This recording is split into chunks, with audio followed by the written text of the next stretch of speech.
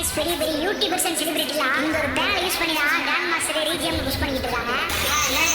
Guys எந்த ஒரு யூடியூபரும் கிரியேட்டரும் இந்த விஷயத்தை வந்து வெளியே சொல்லவே மாட்டாங்க. நான் என் ஃபாலோவர்ஸ்க்காண்டி சொல்றேன். அது எப்படின்னு தெரியாதவங்க வீடியோ ஃபுல்லா பார்த்து தெரிஞ்சுக்கோங்க.